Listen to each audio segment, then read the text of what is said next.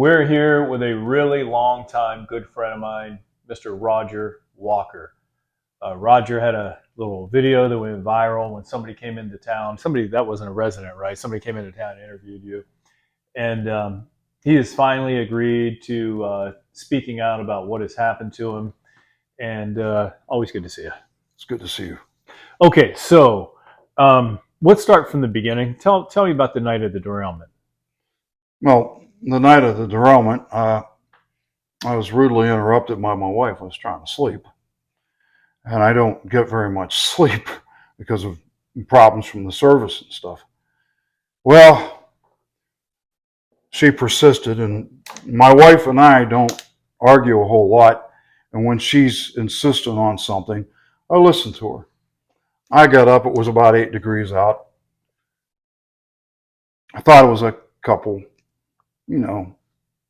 stupid semis, messing around and stuff. Well, I noticed there was a straight line of fire. I immediately knew that it was a train. How much of a train, I don't know, but since they had sirens and stuff down there, people were taking care of it. I no longer am a first responder. I haven't been since 1997. I'm not a first responder, but I was trained in hazmat, trained as a first responder, as a medical officer in the Army.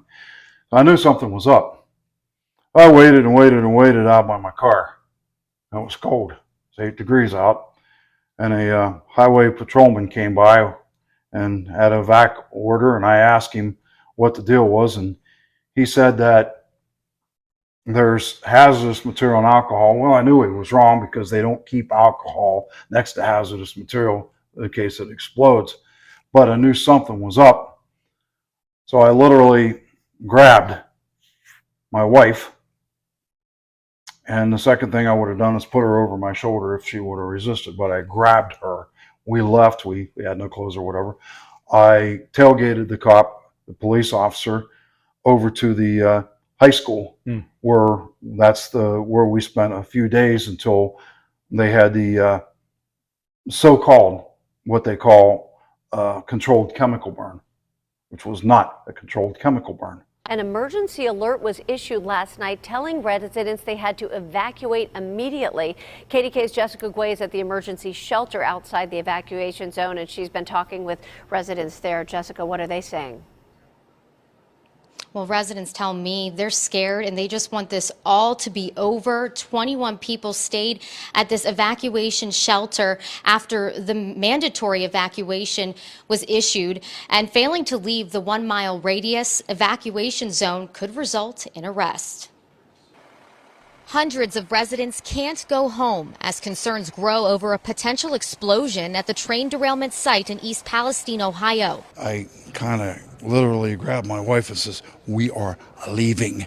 And so I had no intention to come here. We fed our cats and stuff like that when we were worried about them, but we came here immediately, because this stuff is serious. An urgent evacuation notice went out Sunday night for a 1 mile radius from the crash site. Nearly 24 people spent the night at the East Palestine High School.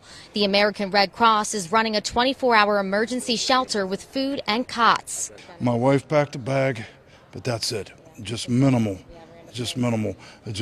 We had to get out. Many people made a tough decision to leave their pets behind.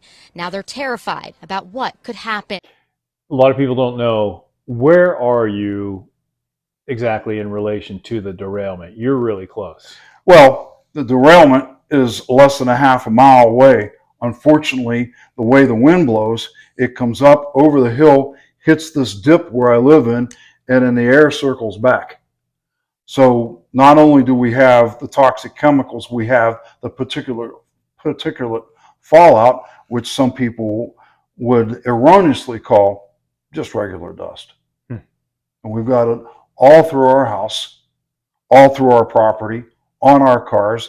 And now, thanks to, having to leave the motel where we were at, located about 11, 12 miles as the crow flies remotely, now we have those particulates in our lungs and in our bodies. Let's back up for a bit. We were the night of the derailment, she woke you up. You got out. You were out by the car. The cop came. You followed him to the high school. How long were you in the high school? They set up cots and things, Just right? cots and stuff. But we were only in the high school 4 days. One day after the burn. After the burn, we snuck out. We went home to feed our cats, and then I had to go immediately from home up to the emergency room, Wade Park in Cleveland, which from the emergency room, I was hospitalized immediately for life-threatening blood clots. Wow.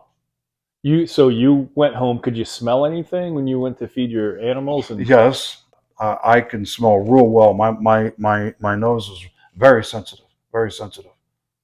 did you notice anything different with the animals, or was there nothing amiss there that you could tell at that The point? animals were scared, but at that time it was too close. The animals were scared, and I also noticed I didn't have my squirrels. We loved our squirrels. Mm. Our squirrels either died, which they did not, but our squirrels left. The Okay. squirrels we have now were there's just a few squirrels back, but initially our woods were full of squirrels. I've heard other people mention that as well, as along with the birds initially. And when you said it was too close, you mean too close in time? Too close in time. Yeah. Yes, sir. So what happened? You started feeling ill, then you had to go to Cleveland. What happened? Well, when I was younger, about 12 years old, I had bronchial pneumonia. Well, I was having the symptoms of bronchial pneumonia, but not the other things that went with bronchial pneumonia. Remember, I was a combat medic. I know how to read x-rays to a certain degree. I've done medical procedures with medical doctors and surgeons, so I pretty well know what I'm talking about, except I've never had blood clots before. Now, I've been around people and treated stuff, but I've never had them before. But I had no idea what was going on. I just had shortness of breath. I was weak. I was dizzy. And I barely made it there. I drove the 130 miles Wow. to get to Cleveland emergency room, and went directly from the emergency room to hospitalization, in which I was there for 4 days.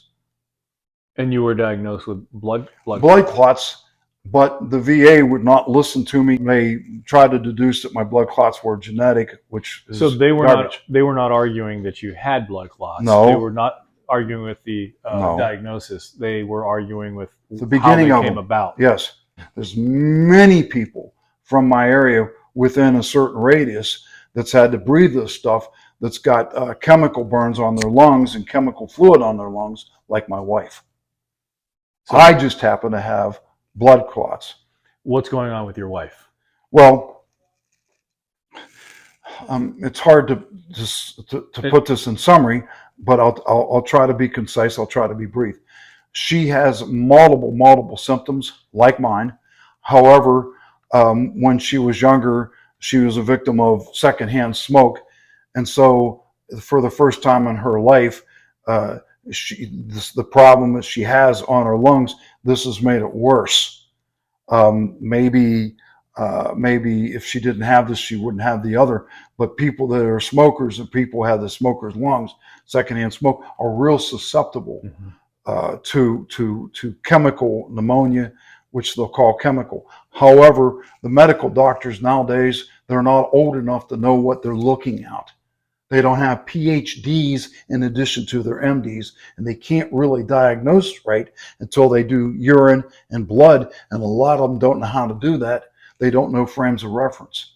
My wife has an excellent doctor, a stellar doctor, some doctor that I revere, but she admitted this is beyond what I've seen, beyond what I've trained for. Because of the chemical exposure. Yes, this is World War II, an assault. This is the worst chemical assault in U.S. history in Norfolk Southern, and apparently the state and local government sanctioned it.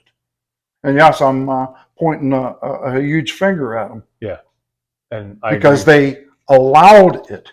There's this one guy, I forgot his name. Oh yeah, Dr. somebody, Chai, I think that's how you pronounce it. Anyhow, he goes out, that would be you, and he finds these dead fish that aren't dead. They're playing possum, or they committed mass suicide. And then I have somebody else come out a couple days later saying all is well. You can't have a lie and a truth going at once. Somebody's either a liar if somebody's the truth. I'm going to put my money on this guy called Dr. Chai and his tripods, that those fish are actually dead fish. They didn't just commit mass suicide from mass depression. Let's get back to your wife. Has she had, now I know she was exposed to secondhand smoke when she was younger, but we're talking here and we're on camera, but I know his wife for many, many years. Has she had symptoms like this prior? Never. I knew the answer to that. Never. I know you know the answer. But like a good lawyer, you ask a question that you already know the answer to. My wife and I are like Dr. Chai and his wife, Tammy. We believe in working with the human immune system, not against it. We're not big drug people. And I am not a druggie. I don't like this. But my wife is in dire straits with these chemicals in her lungs. She has bowel problems like I do. I'm having trouble retaining water. I'm susceptible to kidney stones. I've had a blockage of kidney stone, and they had to do a surgical procedure for that. Since the derailment.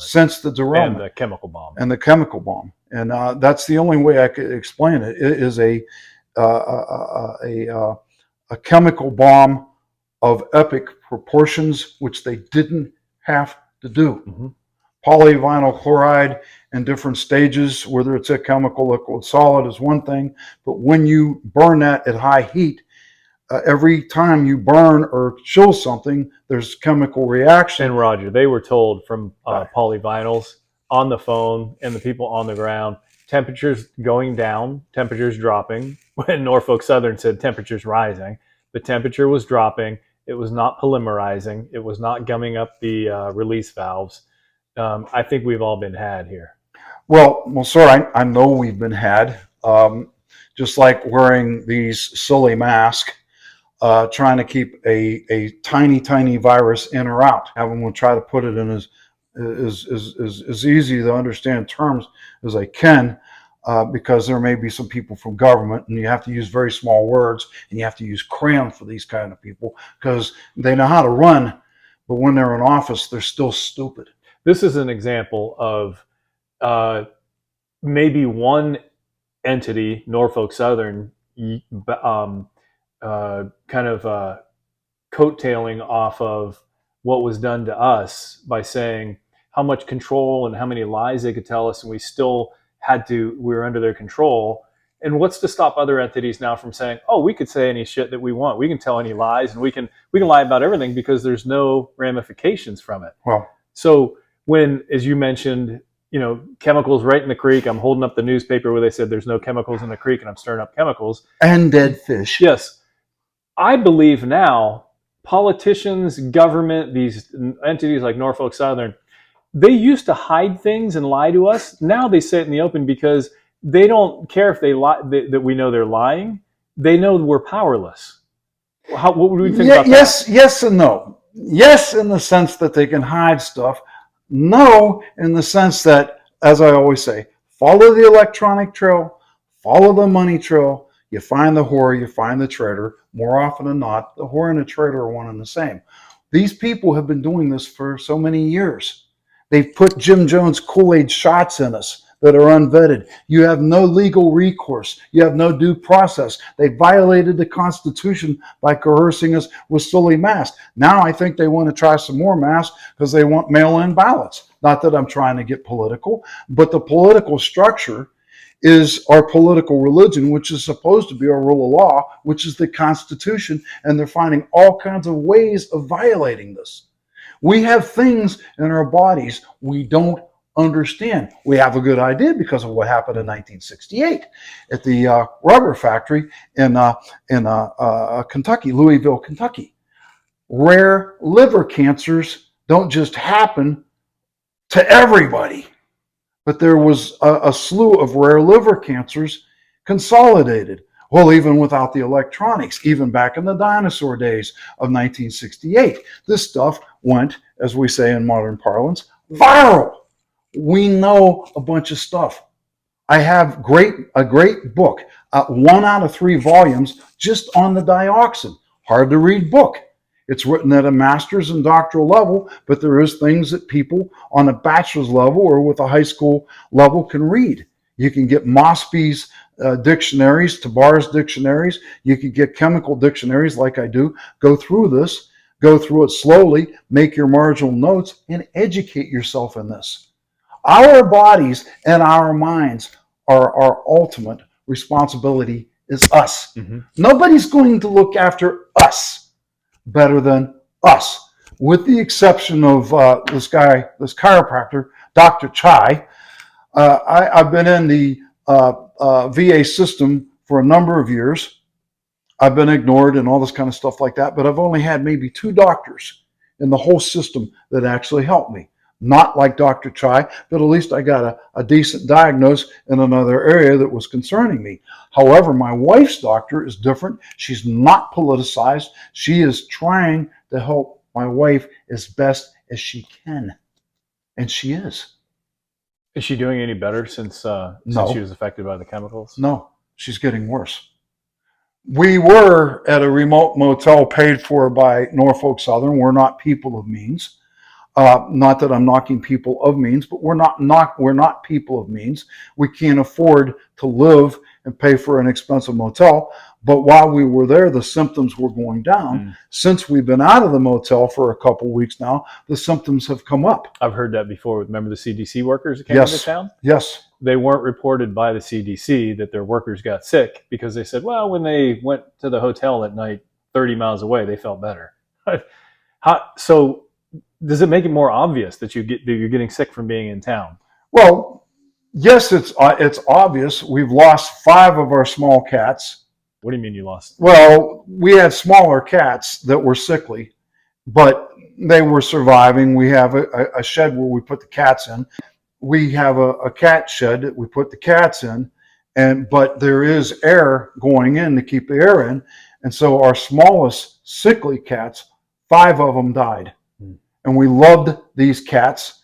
In the scheme of things, they weren't worth anything, but we loved our cats. Now, our surviving cats have sore throats, watery eyes. Sometimes they refuse to eat and stuff like this. We have one outside cat that has intermittent sore throats, intermittent eye problems. How do you know it has a sore throat? Do they cough more? I don't have cats. A cat usually goes, meow. This one goes, ah.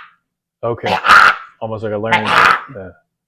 My wife also has a sore throat, and she can't talk very well. She can't talk very well because of the toxins that are in us. She has lesions on her skin, like I do, but they're all over her skin. That either tells me there's toxins inside of her, or her liver is not doing the job it's supposed to do, because the liver may be too toxed up. What I'm talking about is things beyond the regular medical doctors. I'm talking about an MD or a PhD that's skilled in these toxins, which are rare. Takes a lot of study. The return on investment is you're not getting paid what you're worth. Yeah. But if you got a passion for studying toxins like this and writing about it, you can bless humanity with the gifts God gave you, even if you're an atheist and deny God, or even if you deny gravity, it still is not making God go away. It's not going to make gravity go away. And where do you find somebody like that? That's the problem. Rare, very rare. There is a PhD out of Boston that I met in the library, but he got sick while I was down here. But he's trying to get up some money to be able to get us blood work on a steady basis, because this is what's needed, and checking our urine on a steady basis, which is what is needed. Now, if Norfolk Southern... Why isn't that being done already? Norfolk Southern, the state of Ohio, and the federal government is not doing these things because Norfolk Southern pays a lot of politicians money. They support politicians. Are you going to go against the money? Yeah. Are you? Yeah. Do you want a lavish lifestyle? I kind of already have. Do you want another mansion? Do you want a Pantera or a Ferrari or another Ferrari? You want all these things. You want to be a rock star politician without being able to get up and perform rock music. What? There's a difference between AC/DC that can perform and somebody that's a rock star politician that would have pig crap thrown at them on stage because they're not rock stars. But it's really funny how these politicians live like rock stars. Yeah. They're not rock stars. Follow the money, follow the electronics trail. You mean partially like a rock star financially? Where do they come Exactly. in broke Where into politics? they come in broke, and how do they have rock star lifestyles, rock star politicians? Yeah. Follow the electronic trail, follow the money. You find the traitor, you find the whore, and very often, more often than not, the whore and the traitor are both the same. You have Joe Biden, which is Dr. Evil, and then you have Mini-Me, which is the wine. And if you put Hillary Clinton in drag, you'll have Shaw from the railroad. And put all these together, they're funnier than the Three Stooges, but when you put them in power, all three of them are dangerous. My dad always says, hey, make enough money to be comfortable and then you're happy in life. What drives a person after they have money to be comfortable to go above and beyond and do evil things? Well, and your dad is partially right, but you got to understand something. My frame of reference is the Bible, the Word of God. Okay? I don't push this on people. All I'm saying is listen to what I got to say. The Bible says we're fallen, and there's two things the Bible talks about. The two most evil things. They coalesce. You can't separate them with a crowbar. One is the love of money is the root of all evil. The second one is money covets power. Why do you think people that have power covet money? People that have money covet power. If you can't go into the presidency, if you cannot be a politician, buy one. Hey, they're cheap. You get a good return on investment. All your investments get gone through. All your drugs get pushed through. All your property values go up. And all you do is put a couple million over here. The politician that's smart puts it in an overseas account. Then when they retire, they live like rock stars, rock star kings, like AC/DC on steroids. what are you doing back home? Why are you back home? I am back home because I cannot afford a motel away from here. And right now, our finances are not as such that we can move. So you're saying Norfolk Southern cut off your payment to live in a hotel? Yes. And what is their reasoning? What did they They tell didn't you? give us a reason. What they say what were you going to the assistance center on a regular basis, or how? Well, what we would do is we had $1,000. We found a cheap place to live north of here. $1,000 or $1,000? $1,000 card, and then you keep your receipts. You get the card, you keep your receipts, and you go back. You prove the receipts or the motel and food. The motel and food. I don't trust Norfolk and Southern any further than I trust the EPA, any further than I trust Joe Biden or Mini-Me, which is Governor DeWine. I don't trust any of them. I keep receipts. I keep things in file folders. I keep records in case they come back on me.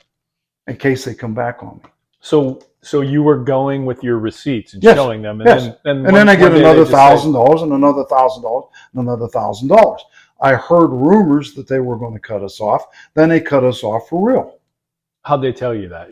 Well, the one guy asked me directly, well, do you have representation?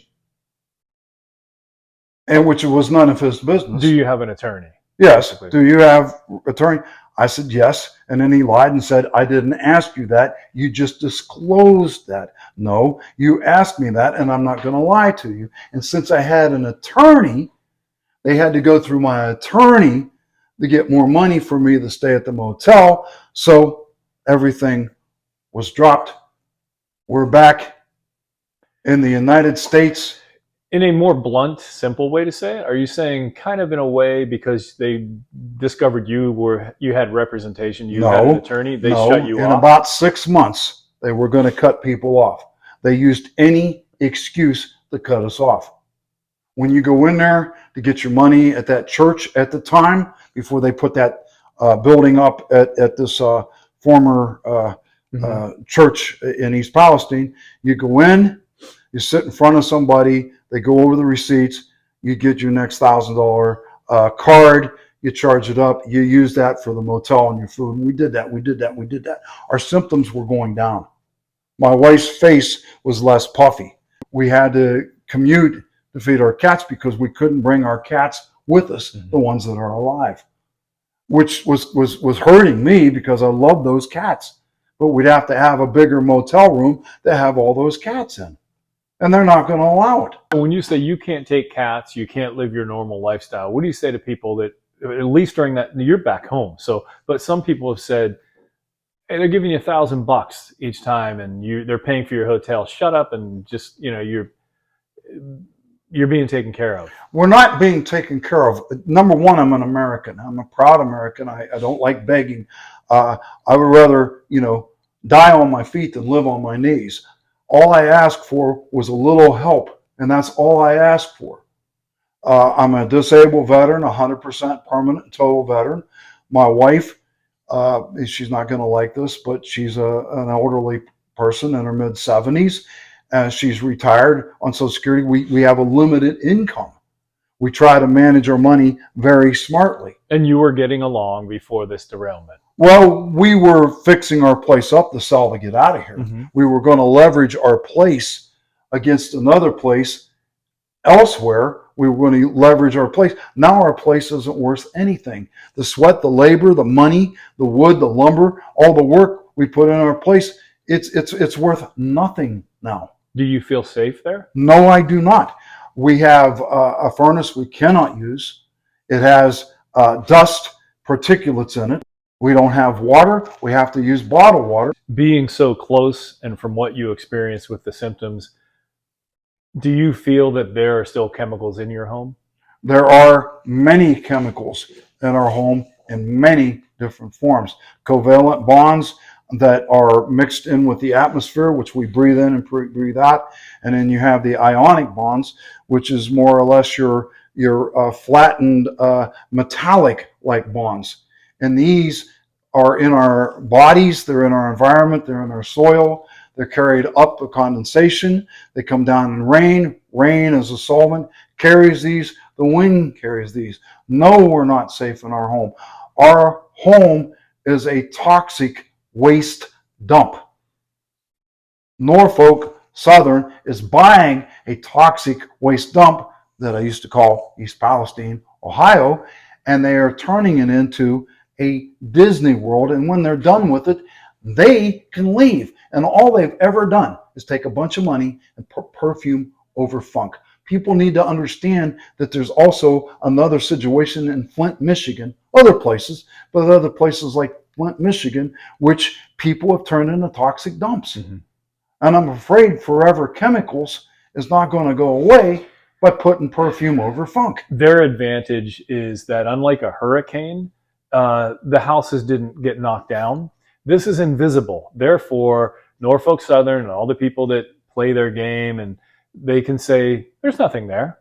And a lot of people believe it because you can't see these chemicals. I don't see the COVID virus. Do you? Yeah, that's a good point. Bullshit is bullshit is bullshit is bullshit. And it's still bullshit even if you gloss it over, even if you put perfume over it, even if you put gold over it. Deep down inside, a lie is a lie is a lie is a lie. A woman that lives down by the tracks, on Friday night of the actual derailment and fire, the original fire, by the time she woke up the next morning, there was already new track being piled up in her yard to be placed down. And I said, if this was a train full of cotton balls and it fell over, we'd be like, wow, Norfolk Southern's pretty efficient. But once they saw what was actually spilled into the ground, how do you feel about them laying those tracks over that contaminated soil?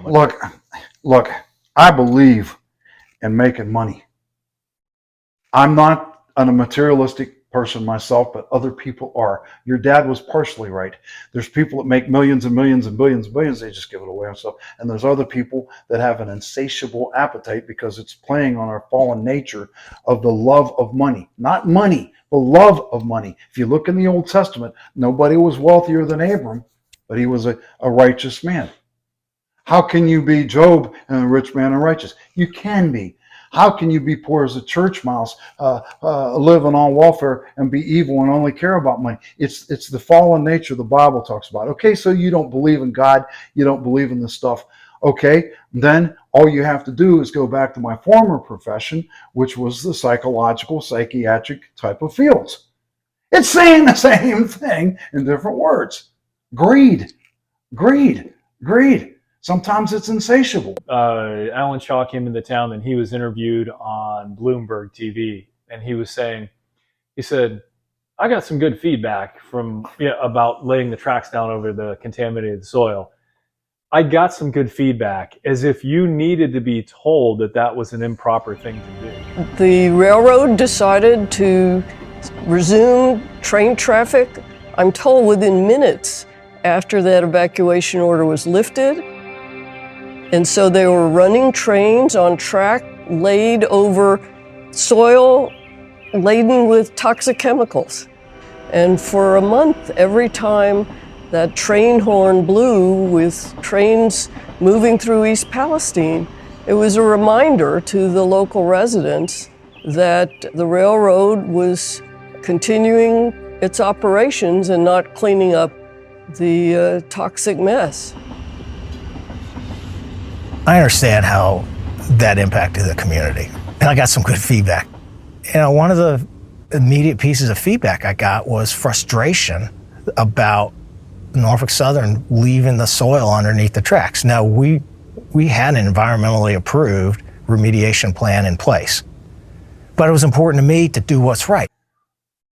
When you are ideologically blind, full of greed, full of lies, the truth doesn't matter, especially when you're in a power position. All the lies that a certain President Biden, I won't mention his name, tells continually. He lies about things he doesn't even have to lie about, let alone lying about how he can contain the virus, calling 75 million Trump supporters potential terrorists, ultra mega. This is ridiculous. You can be ideologically blind, and the truth and facts do not matter. How do you feel about, many people call him Mr. Magoo, you call him Mini-Me, Governor DeWine waiting till the very last minute to sign the declaration of the emergency declaration, but then saying it's kind of signing it for a backup in case Norfolk Southern walks, because all of these Palestinian residents, all their needs are already being met. Are your needs being met? Again, a chronic liar in a power position. This man, this fake Republican, this fake American, locked me in my house during the COVID for no reason, locked me out of my house during the train derailment for no reason. I wore a mask for no reason. Tried to coerce me into taking the shot for no reason. There's no reason, there's no logic, there's no science in an ideologically blind fool. DeWine, you are all the above and worse. My name is Roger Walker. I'm very easy to spot. So you're back in your home. What Yes. what should happen here? Let's say to you and Janet individually. What we should have happen is compensated for the poisons that's in our bodies now that we're suffering, and the poisons in the future. In statistics, in the psychometric fields, psychological fields, there's something called future predictive validity. Based on past behavior or past events is a predictor, albeit not perfect, there's margin of error, of future events. We, people of East Palestine that live in a certain area that has the most toxins in, we are subject to liver cancer. That is the bottom line. And they've known that since 1968, as I cited before. Due to the exposure to vinyl chloride. Exactly. But the burning thereof. So you have liquid chemical gas, but when you take superheat, there's always a chemical fallout. There's always things in the air that brings, there's things that mixes, there's covalent ionic bonds that's happening and happening and happening. And then when the rains come down, water is water, yes, but it's a solvent. It changes, it changes forms. Water flows downhill, as we know, but the solvents flow uphill and embed in the fish. They embed in the creeks. That's why when this particular guy, Dr. Chai, this fellow right here, goes poking and stuff, it brings up the toxins.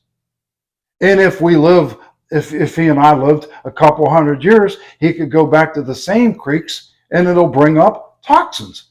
These are forever toxins. They should compensate our bodies. They should compensate us for the property loss and then leave us the hell alone. Yeah. You know, the United States now has one of the highest cancer rates in all industrialized nations.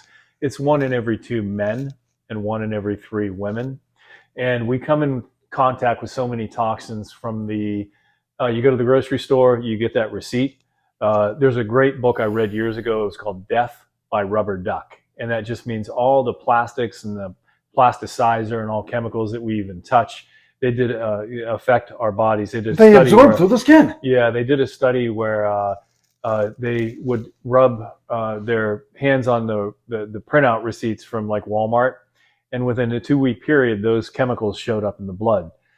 So we already have toxic overload.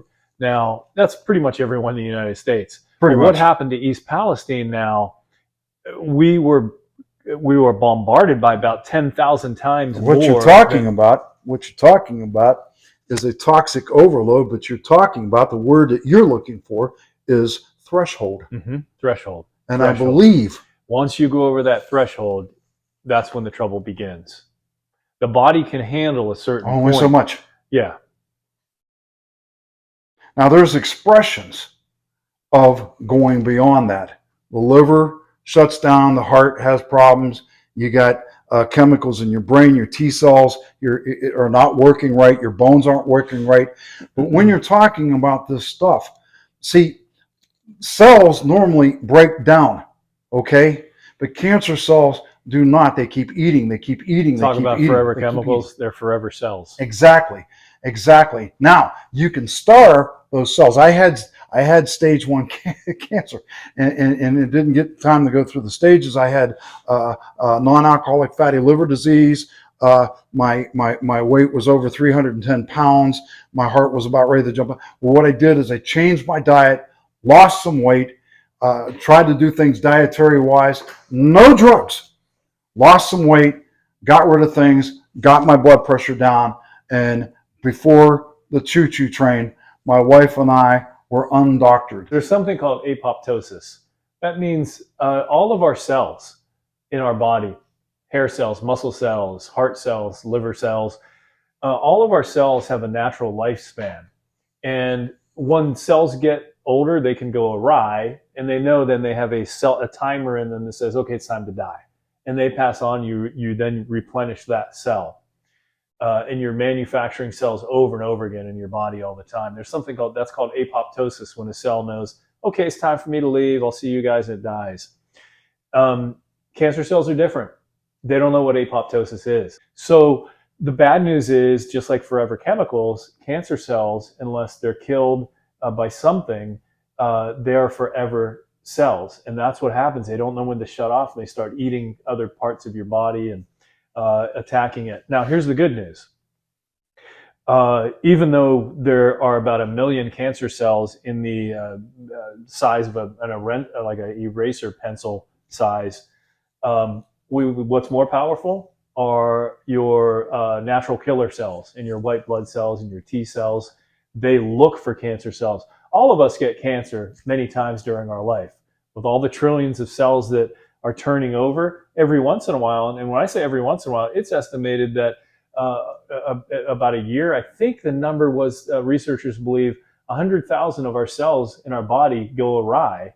But if your immune system is working properly, your body and your T cells, your natural killer cells, find them. So there's bad news where the cancer cells, when you mutate the DNA of a cell, like when you're out in the sun, it can become cancerous 20 years later. Well, these chemicals can mutate the DNA of a cell.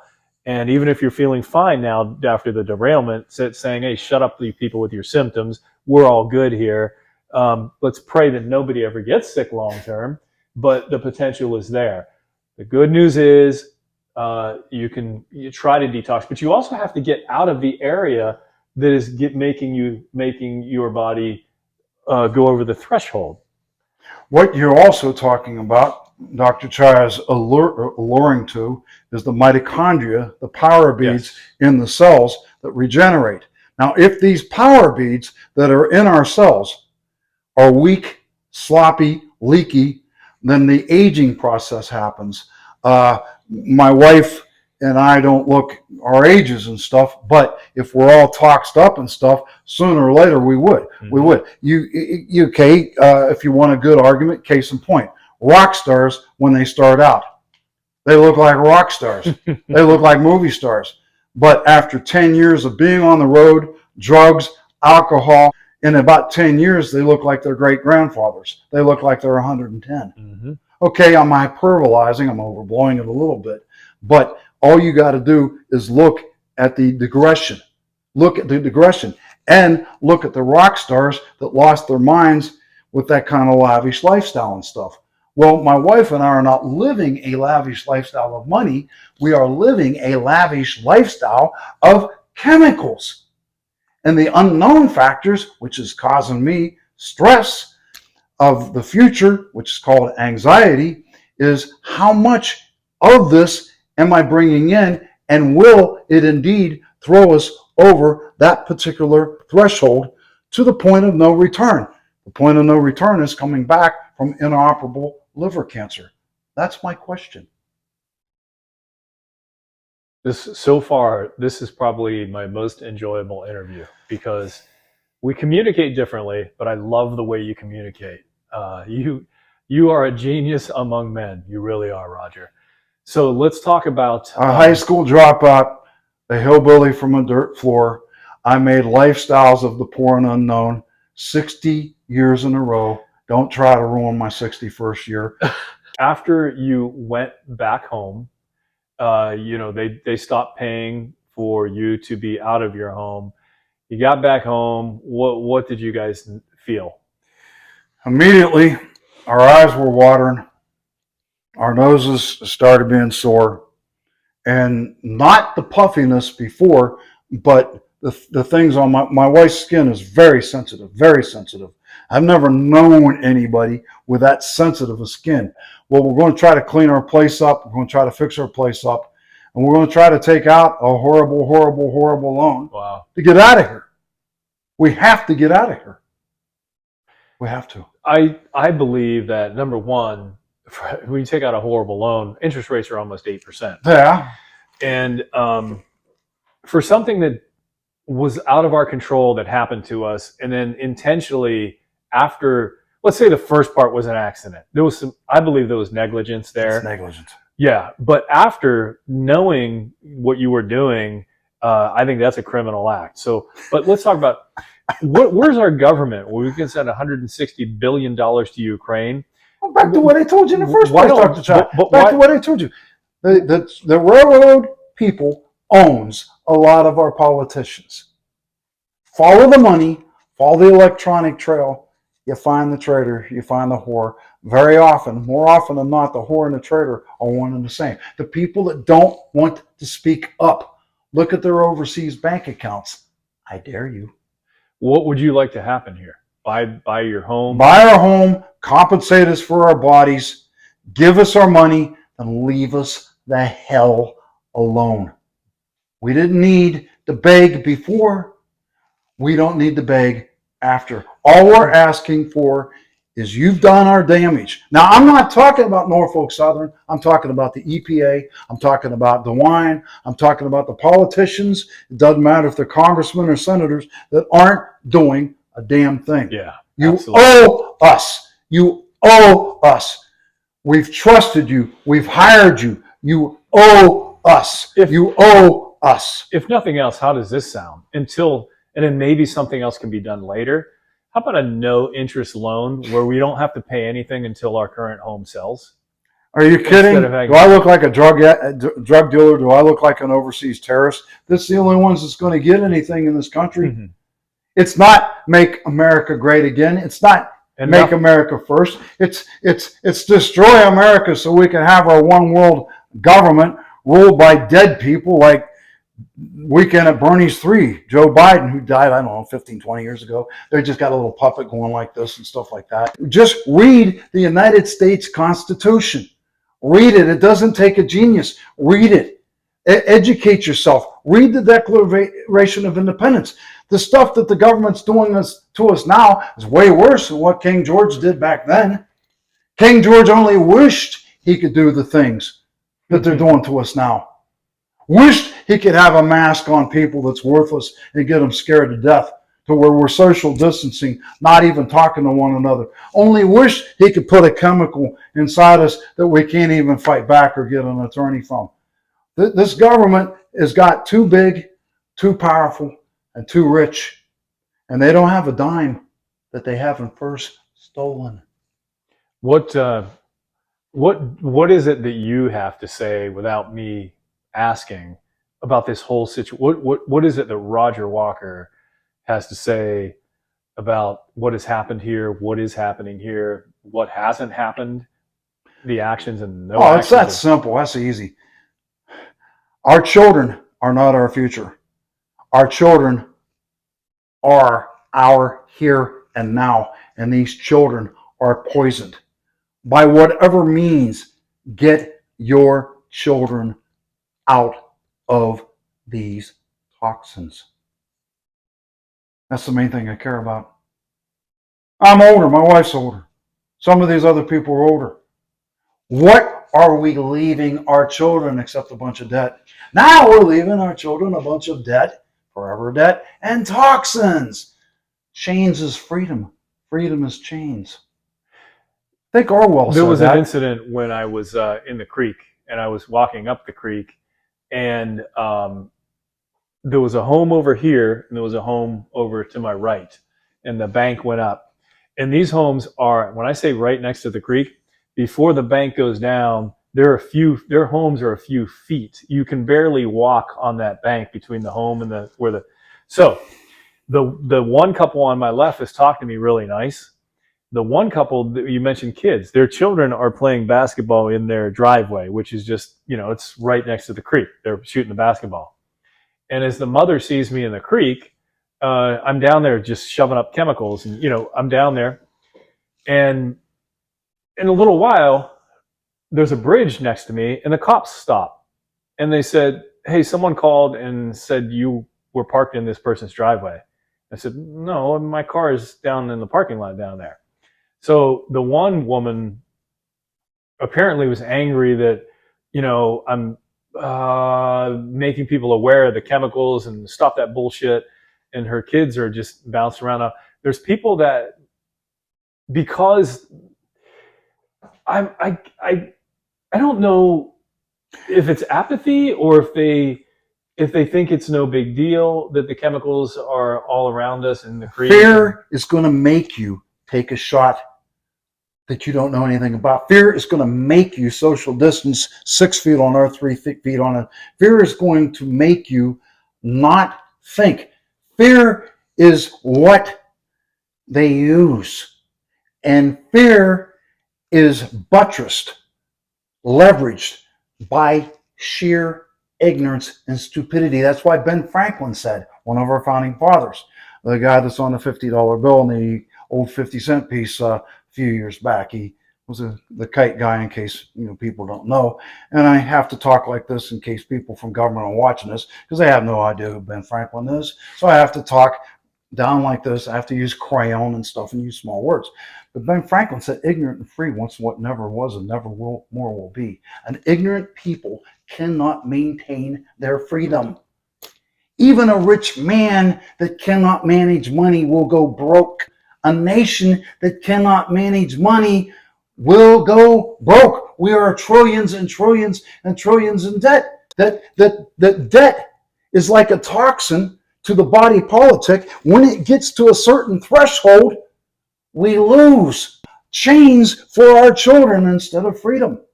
Get your children out of these toxins. But if you don't like what I say, it's simple. Pull your head out of your ass till you hear the pop.